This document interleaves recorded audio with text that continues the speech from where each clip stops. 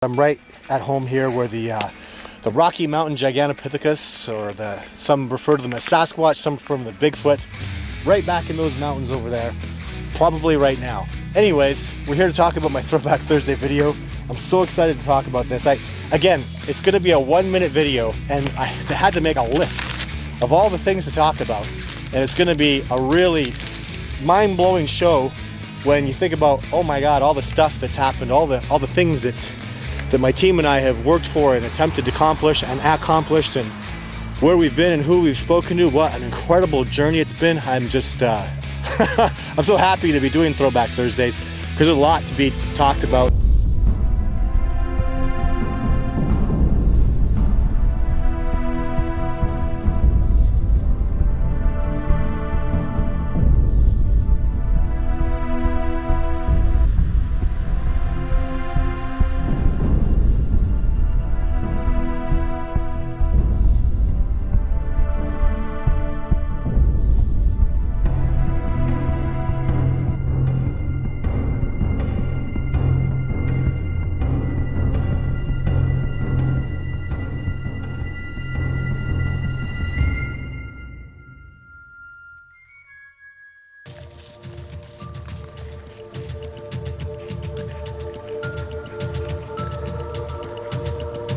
So I guess the first thing, in this following video, what was exciting for my team and I was it was 2011 and I just finished the 3rd expedition for spring, where I filmed what I called video 5 at the time.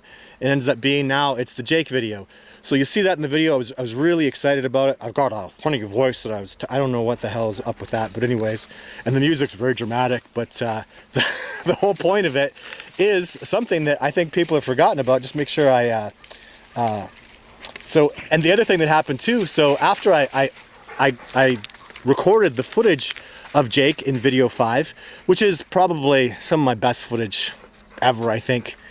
Yeah, I don't even think it's arguable. The Jake footage is just really, really incredible. I'm really, really proud of it. He's my, especially for me, it has a special place in my heart because Jake is my favorite Sasquatch of all time, and he's gone now. So I don't know where he is, and I don't know if I'll ever see him again. So I think in my heart, logically, it's a really almost nothing chance that maybe someday, you know, in 30 years, I'll be an old man and I'll get to see him again or something cool. After the discovery comes forward and maybe I'll get reunited with him. That's kind of turned out to be like a dream of mine. I could get teary-eyed thinking about it, to be honest, because I miss him, and to think that I'd be able to see him again, just what we went through, like, man, the stuff the experiences that I had with him. And when I came back after having gotten this footage, I was in such a state of shock and euphoria, pure joy and elation, and terrified and afraid all at the same time. So I hadn't met Survivor Man yet. I didn't know what I was gonna do with it. Was so hard, to be honest, after getting this footage. When I came back, I mean, I slept for 4 days straight. My wife would wake me up to feed me, and I would wake up to go to the bathroom. I was bruised and beaten up, and I'd lost 15 pounds of muscle. I went out lean and came back after having lost, you know, significant muscle mass. I was killing myself to do these things, and I knew I couldn't do it alone anymore.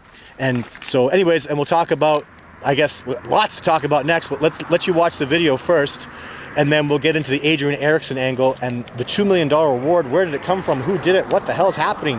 What happened with that? All those answers after you watch the video. We'll be right back, so enjoy this 1-minute video, and so much to explain. I can't even do it all in one video, but let's give it a try. After years of hard work, determination, and the cooperation of enthusiasts, scientists, and wilderness experts from around the globe, the Sylvanic team has reached a new pinnacle. Results from the 3rd expedition of 2011 have yielded some of our best HD video and photographs we've ever taken. All those involved in our cooperation will receive a private email link to view the videos and photographs from our Video 5 expedition on July the 7th. Sylvanic.com is now offering a $2 million reward for absolute proof of the species that will allow us to complete our species protection legislation we began to implement in 2006. For specific details, please visit the website. We are currently looking for a primatologist that will have hands-on practical behavioral and ecological experience with chimpanzees and/or gorillas. Your identity will remain private as long as you wish, and you will be accredited with all the findings you collect after you are introduced in the field to the most man-like primate on the planet, currently residing in North America. All right, so no bones about it. Let's be transparent. I'm just off a little road. There's going to be a vehicle going by from time to time. I am out in the mountains, but it is rush hour, so you'll hear a vehicle go by every few minutes. It's all good. I'm close to home. I just a few hours from my house. But let's get into this. So many things. So first of all, so very few people know this, but my video 4 footage, the Jane footage, Adrian Erikson actually bought that footage from me and put it in his documentary, the Erikson Project documentary. I don't know if he took it out. Adrian became a friend of mine. I really liked Adrian Erikson. I thought he was a really cool guy. And I saw his documentary. I insisted upon some changes with his documentary that I didn't like. And I just learned a lot about the Bigfoot community and stuff. And when it came out that Adrian had put some of my footage in his documentary, he took a lot of heat for it. And he actually, honestly, he walked away from me because of the heat, because he wanted to keep his documentary, you know, in the up and up with the Sasquatch community. And he was a real hero with the Sasquatch community, and I was not. I was getting a lot of flack. And he just didn't, and no disrespect to him. He spent, I don't know, probably $1 million putting together his documentary, and none of his footage was as good as mine. And when he heard the backstory and what I'd been through and met me, and then, you know, I told him I'll show you a Sasquatch, the things that I do, he really started to see the authenticity in me. That's come out with my fans over time. People that you get through the bullshit. Remember, there's 3 sides to every story, isn't there? Their side, my side, and the truth. So, so it's like that with everything. And there's, you know, just try to keep that in mind with stuff. Fans of mine and you know, people that have supported me over the years, you've been through the, you know how it is. It's been hard. But anyway, so I sent that Jake footage out to my very small group of colleagues. We were all really excited. And then Adrian Erikson actually flew out. I was living in a beautiful house in Calgary at the time. And he flew out and saw the footage. And I remember he actually made a phone call to his distributor. He said, we got to get our film out fast, because Todd Standing just got footage. It's going to, you know, blow the whole lid off the Sasquatch thing. I mean, he saw it in HD, raw footage, right there. I mean, on a big screen TV.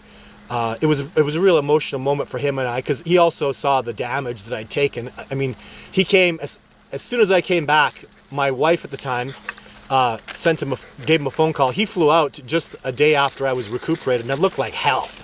And I told him the truth, why I looked like such hell. And he told me taught me a powerful lesson. He says, you can't keep doing this by yourself. You need help. And that's why I met Survivor Man after that, because I realized I couldn't do this without cooperation. I was going to kill myself. It was just too hard. But anyway, so the other thing that happened right away, or that had happened during this time period, is a very wealthy man heard that I was doing this Sasquatch research. He was a retired older man. He was a retired lawyer. And he told me that if I could show him a Sasquatch, he would give me a $2 million reward for anybody who would find a Sasquatch. And I guess this is I have to take you on a journey for this, because there's no quick answer to this. So after I did the species protection, and it was really big news all around the world, everybody was talking about it. It was a big deal. So, and the species, I got signatures for species protection. They got read in the House of Commons, and they sent it to an area of the Canadian government that deals with species at risk.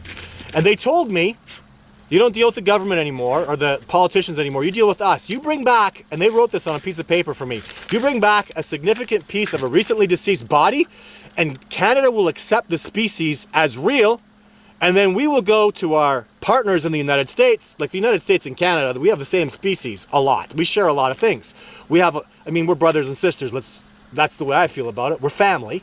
And anyways, he said, we'll get this done in the United States before anybody even knows. We'll ratify them and accept them in Canada.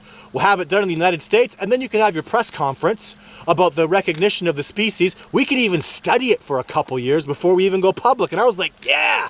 And that was part of the deal with the $2 million reward.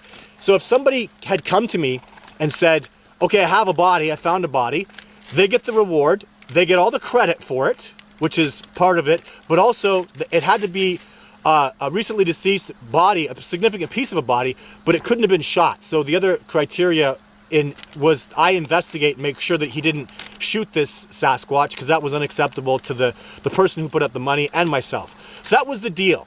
I love the secrecy of it all. I love imagining, and I still have that ability. If you have a piece of a significant piece of a Sasquatch body, please give me a call. Let's do it. I still have those contacts. Obviously, nothing precipitated. But the other really cool end of it is the older man. I mean, he was about 74, and he told me I had to show him a Sasquatch, and I'd been saving this particular plan to see a Sasquatch for a long time. And it's very simple. I'm even going to talk about it. All I did was, because I did it again in 2019, and that's one of my new pieces of footage, is what I do is I go into Sasquatch habitat, I let the Sasquatch know that I'm there, and I have a plan to go into a cave or an area like a cave or a section where I'm totally hidden. Even if the Sasquatch have ESP, which they do, the third eye spies show, and the ESP is real, guys. I always talk about it. For God's sake, it exists. It's real. Extrasensory perception is real. Sasquatch have that sensory perception on an elite level.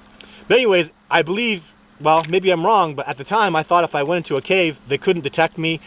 And but that's what I do anyways. I go let the Sasquatch see me, then I disappear into a cave and I wait there for days. And eventually, a Sasquatch comes in and pops his head and has a look. And that happened in 2019. The footage will be coming up in my next documentary for that. There's a big announcement. Nobody knows that. That happened this year. That was the plan, and I did it. But it also happened back in 2011 with this gentleman. And I'll tell you what happened. This year it was much better. But originally in 2011, so I need to show this guy a Sasquatch. So we're in this cave-like area. And we've been there, it was 2 days over 2 days, more than 48 hours. We're sitting there and, we're starving, we're cold, all that crap's going on. This is what you do for the research. This is what I used to do anyways. So the Sasquatch comes in. I tell you, we could feel he was coming. I knew he was coming. I was like, keep looking over. It was about an hour happening. But I tell you, you'll never see a being that has more patience and calm. This Sasquatch, it was like a bad dream.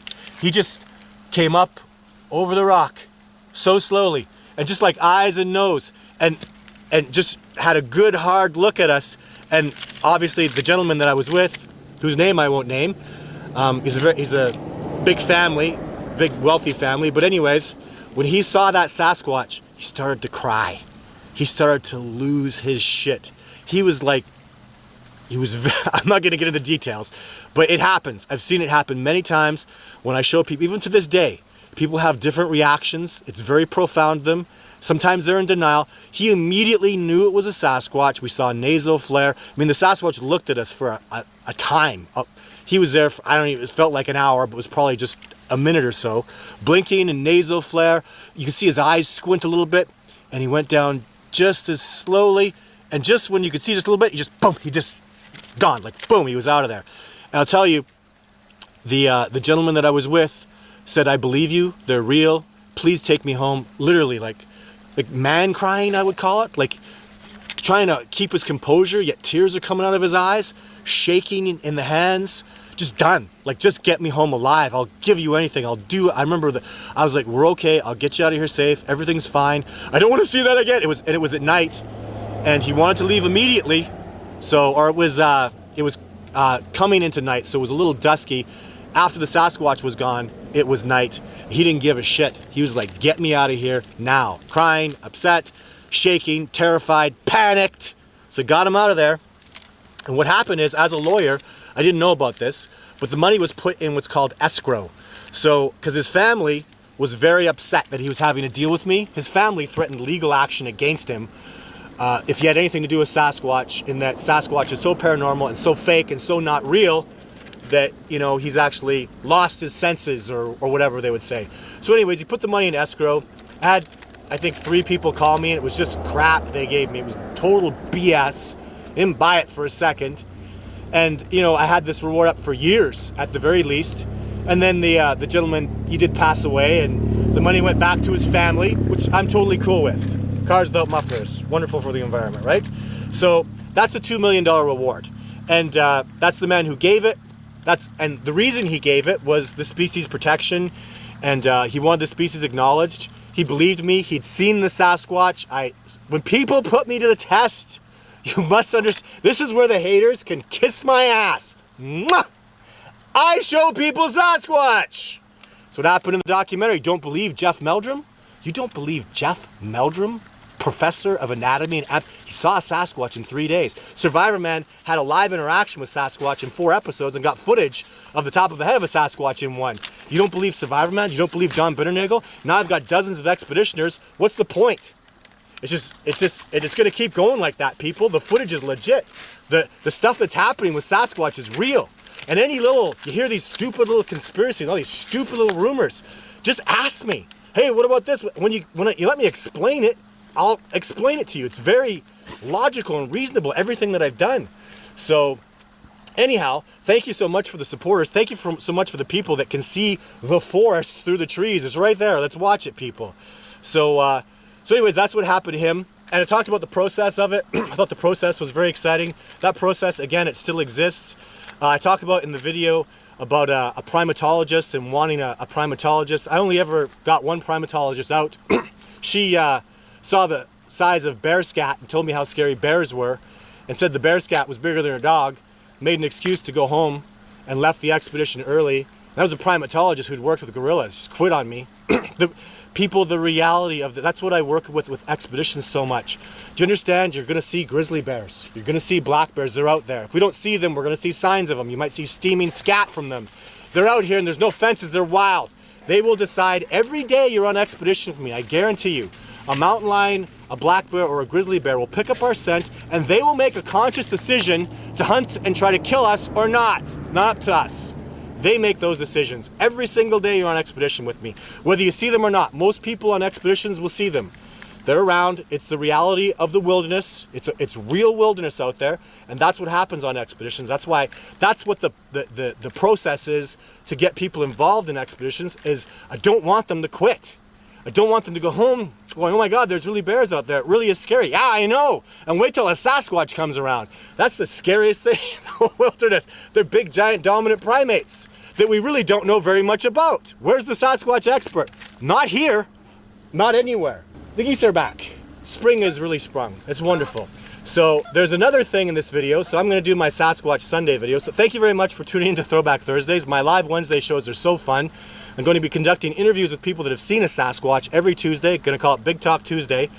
And in this video, there's a little cue. There's something in this video that's just little, just tiny, and you wouldn't really notice it, that is tremendously significant to me. When I saw this little piece of video, I lost my mind because that had happened to me in real life. So on Sunday, we're going to talk about this really, really cool thing that happened to me and with the Sasquatch and the incident and everything behind it. Going to go into that in as much detail as possible. So stay tuned for Sasquatch Sundays. Thank you so much for tuning in.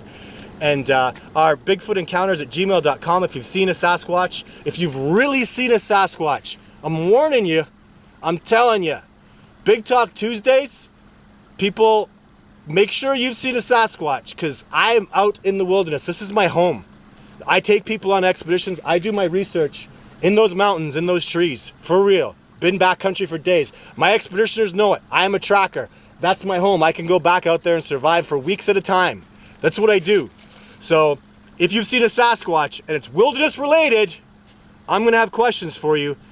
And if I catch you lying, don't come on Big Talk Tuesdays. You better know what you know. You better have seen a Sasquatch. You better not be trying to get famous because I am nice and I'm very grateful for people that have seen. If you've seen one, don't worry about it. Come on the show with me.